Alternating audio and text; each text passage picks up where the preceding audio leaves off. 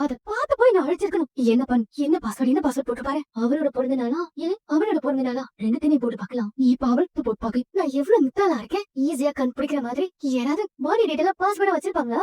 என்னவா இருக்கும்? எங்க போனான்னு தெரியலையே. சரி மேல போய் பாப்போம். ஏங்க நீங்க எப்ப வந்தீங்க?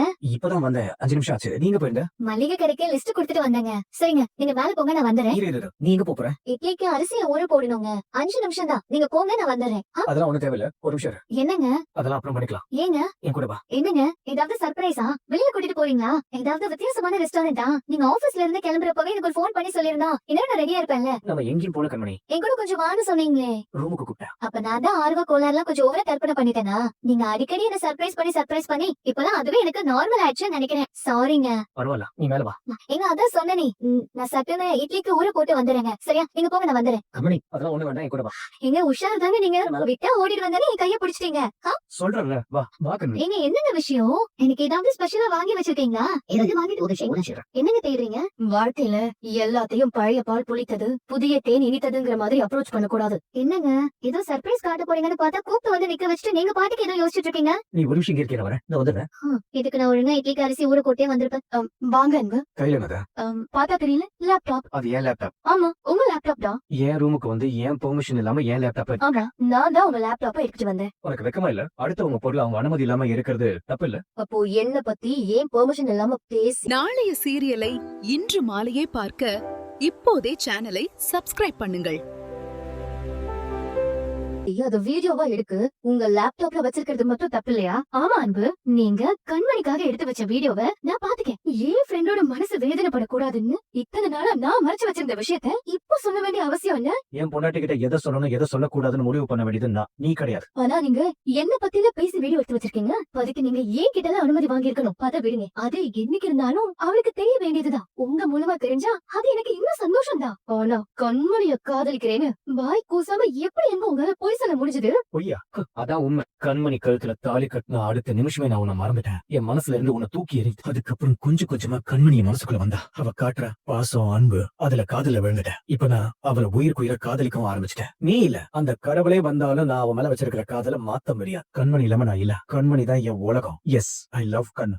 திரும்ப சொல்றதுனால போய் உண்மை ஆயிடாத அன்பு. உங்க கல்யாண வாழ்க்கை தோல்வி அடைஞ்சா அத உங்க அம்மாவால தாங்கிக்க முடியாது. அதுக்காக உங்களுக்கு பிடிக்காத கண்மணிய புடிச்ச மாதிரி நடிச்சுட்டு இருக்கீங்க. ஆனா இப்ப ஒரு படி மேலேயே போய் அவளை காதலிக்கிறேன்னு போய் சொல்லவே ரெடி ஆயிட்டீங்கல்ல. ஏன் அன்பு உங்க மனசு முழுக்க நான் தானே இருக்கேன். இதை ஏன் மறைக்கிறீங்க? ஏன் அன்பு உங்களை நீங்க ஏமாத்திக்கிறீங்க? என் மனசுல நீ இல்லவே இல்ல. அத ஃபர்ஸ்ட் புரிஞ்சுக்கோ. அதுதான் நிஜம், அதுதான் உண்மை, அதுதான் சத்தியம். ஐயோ சும்மா எதையாச்சும் சொல்லி என் மனசு மட்டும் மாத்தலான்னு பாக்காதீங்க. நீங்க என்ன காதலிச்சது நிஜம். நீங்க என்ன கல்யாணம் பண்ணிக்கணும்னு ஆசைப்பட்டதும் நிஜம். என் ஆள் வச்சு கடத்திக்கு போய் சுத்தியும் பூவால அலங்கரிச்சு ஒரு அழகான இடத்துல வச்சு நீங்க என்கிட்ட காதல சொன்னது உண்மை. அதெல்லாம் உங்களுக்கு ஞாபகம் இருக்கா? கண்டிப்பா இருக்கும். எப்படி உங்களால மறக்க முடியும்? என்னால சாத வரைக்கும் மறக்க முடியாது.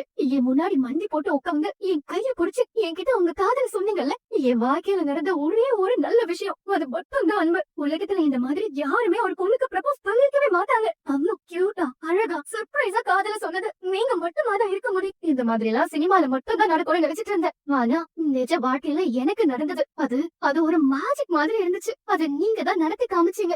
இவ்வளவு தூரம் யோசிச்சு ரிஸ்க் எடுத்து அழகா ப்ரப்போஸ் பண்ணிருக்கீங்கன்னா அப்ப என் மேல உங்களுக்கு எந்த அளவுக்கு காதல் இருந்திருக்கும். அந்த காதல் அவ்வளவு சீக்கிரம் உங்க மனசை விட்டு போகாதுன்னு எனக்கு தெரியும். ஆமா பதிலா, அப்போ நான் உனக்கு காதலிச்சு அதனால ப்ரப்போஸ் பண்ணேன். உன் மேல பைத்தியமா இருந்ததாலதான். நாளைய சீரியலை இன்று மாலையே பார்க்க இப்போதே சேனலை சப்ஸ்கிரைப் பண்ணுங்கள். யாரும் இல்லாத இடத்துக்கு உன்னை கடத்திட்டு போய் வித்தியாசமா உனக்கு ப்ரப்போஸ் பண்ண. ஆனா அதெல்லாம் முடிஞ்சு போன விஷயம். எது அன்பு?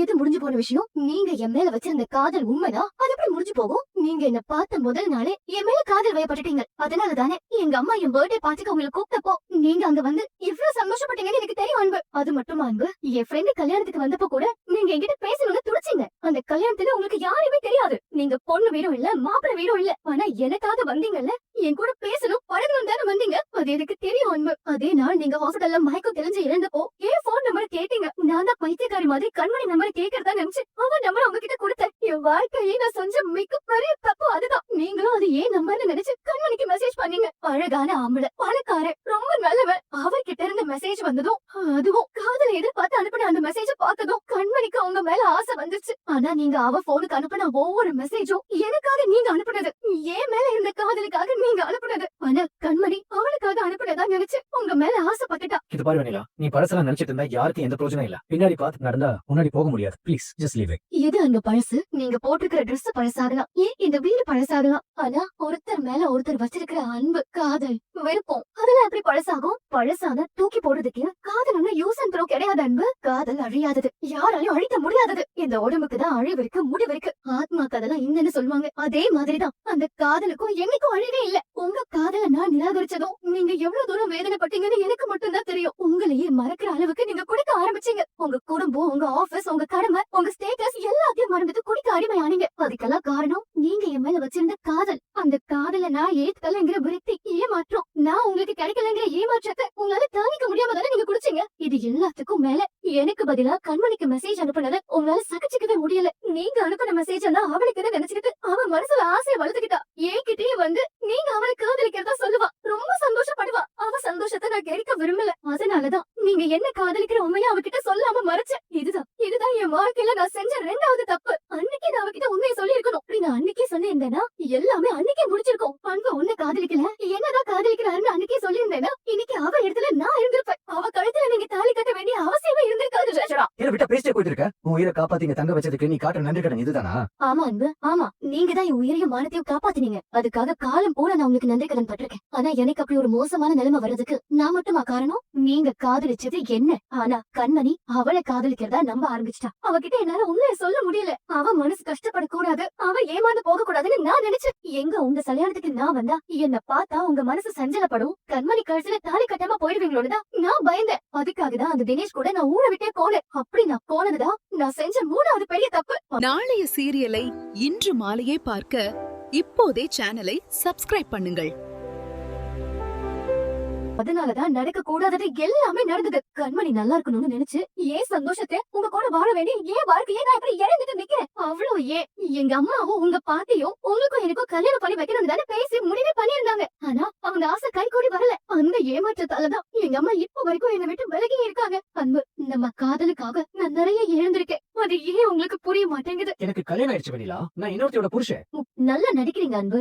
இந்த நடிப்பை உங்க அம்மா நம்பலாம், கண்மணி நம்பலாம், ஆனா நான் நம்ப மாட்டேன். உங்க கல்யாணம் எப்படி நடந்துச்சுன்னு எனக்கு தெரியாதுன்னு நினைக்கிறீங்களா? என்னையே நினைச்சு நீங்க குடிக்க ஆரம்பிச்சீங்க. குடிக்க அடிமையாகி ரோட்ல விழுந்து கிடந்தீங்க. அது உங்களுக்கு வேணா ஞாபகம் இல்லாம இருக்கலாம், ஆனா எனக்கு நல்ல ஞாபகம் இருக்காங்க. இப்படியே குடிக்க ஆரம்பிச்சா உங்க எதிர்காலம் பாதிக்கப்படும்னு உங்க அம்மா பாட்டின்னு எல்லாருமே கவலைப்பட்டாங்க. அதனாலதான் உங்க ஸ்டேட்டஸ்க்கு கொஞ்சம் கூட சம்மதம் இல்லாத கண்மணியை உங்களுக்கு கல்யாணம் பண்ணி வைக்க முடிவு பண்ணாங்க. அன்பு, எங்க உங்க மனசாட்சியை தொட்டு சொல்லுங்க. கண்மணியை நீங்க ஆசைப்பட்டா கல்யாணம் பண்ணிக்கிட்டீங்க. உங்க அம்மா உங்களுக்கு பொண்ணு பார்த்தாங்க. ஏதோ ஒரு பொண்ணு நினைச்சுதானே நீங்களும் கல்யாணத்துக்கு சம்மதிச்சீங்க. கண்மணின்னு தெரிஞ்சிருந்தா நீங்க கல்யாணத்துக்கு சம்மதிச்சிருக்கவே மாட்டீங்க.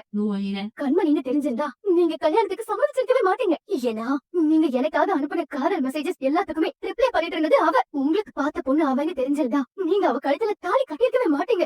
எப்படியோ கடைசி நேரத்துல உங்க அம்மா உங்க மனசை மாத்தி அவ கழுத்துல தாலி கட்ட வச்சுட்டாங்க. கண்மணியை பொறுத்த வரைக்கும் இது ஒரு காதல் கல்யாணம். ஆனா நீங்க என் மேல வச்சிருந்த காதலை மறைச்சு அவளை உங்க அம்மாவுக்காக மனைவியா ஏத்துக்கிட்டீங்க. ஆனா உங்க மனசுல நான் மட்டும் தான் இருந்தேன். இப்ப சொல்லுங்க, இதெல்லாம் நிஜம் தானே? நான் ஒன்னும் பொய் சொல்லல. நான் இந்த வீட்டுக்கு வந்தப்போ நீங்க கண்மணிய வெறுத்து ஒதுக்கிட்டு இருந்தீங்க. அது இங்க இருக்கிற எல்லாருக்குமே தெரியும். கண்மணி என்கிட்ட சொல்லி வருத்தப்பட்டிருக்கா. இந்த ஊருக்காகவும் உங்க குடும்பத்துக்காகவும் மட்டும்தான் நீங்க அவளை மனைவியா ஏத்துட்டீங்க. உங்க மனசுல அவ இல்ல. அதனாலதான் ஒரே ரூம்ல வாழ்ந்தாலும் நீங்க தனித்தனியா படுத்துட்டு இருந்தீங்க. மறுபடியும் நான் உங்க வாழ்க்கையில வருவேன்னு நீங்க எதிர்பார்க்கல. என்ன பார்த்ததும், அதுவும் உங்க வீட்லயே உங்க பக்கத்துலயே என்ன பார்த்ததும் என்னையும் என் மேல வச்சிருந்த காதலையும் மறக்க முடியாம நீங்க தவிக்க ஆரம்பிச்சிட்டீங்க. என்ன மறக்கிறதுக்காக, என்ன ஏமாத்துறதுக்காக கண்மணி கூட க்ளோஸா இருக்கிற மாதிரி நினைச்சீங்க. அத பார்த்து கண்மணி நீங்க அவளை காதலிக்கிறதா நினைச்சா உங்க அம்மாவும் நீங்க என்ன மறந்துட்டு கண்மணிய மனைவியா ஏத்துக்கிட்டீங்கன்னு நினைச்சு சந்தோஷப்பட்டாங்க. இப்படி எல்லாரையும் ஏமாத்துறதா நினைச்சு உங்களை நீங்களே ஏமாத்திட்டு இருக்கீங்க. அன்பு, உங்க மனசுல கண்மணி இல்ல, நான் தான் இருக்கேன்னு கல்யாணத்துக்கு முன்னாடி நான் கண்மணி கிட்ட சொல்லி இருக்கணும். ஃப்ரெண்டுக்காக நான் ஏன் வாழ்க்கையை இப்படி விட்டு கொடுத்துட்டு இப்ப இப்ப உங்க முன்னாடி பரிதாபமா நின்னுட்டு இருக்கேன். ஆனா இனிமே யாருக்காகவும் உங்களை நான் விட்டு கொடுக்க மாட்டேன். அன்பு, நீங்க ஒண்ணும் கவலைப்படாதீங்க. ஒரு உலகத்துல நடக்காத எதையும் நம்ம ஒண்ணும் பண்ணல. கண்மணி கிட்ட பொறுமையா எடுத்து சொன்னா அவ புரிஞ்சுப்பா. உங்க அம்மா கூட உங்க சந்தோஷத்துக்கு கொடுத்து நிக்க மாட்டாங்க. நான் சொல்றத புரிஞ்சுக்கோங்க ப்ளீஸ் அன்பு, ப்ளீஸ். ஏன் மேல சத்தியம், உண்மையை மட்டும் தான் நீங்க சொல்லணும். வெண்ணிலாவை நீங்க காதலிச்சீங்களா? ஆமா. அப்ப மெசேஜ் அனுப்புனதெல்லாம் வெண்ணிலாவை நினைச்சுதானா? ஆமா. வெண்ணிலாவை மறக்க முடியாம தான் குளிச்சிட்டு ரோட்ல விழுந்து கிடந்தீங்களா? இல்ல கண்மணி, அது வந்து இல்ல, எனக்கு கேக்குறதுக்கு இன்னும் நிறைய கேள்விகள் இருக்கு.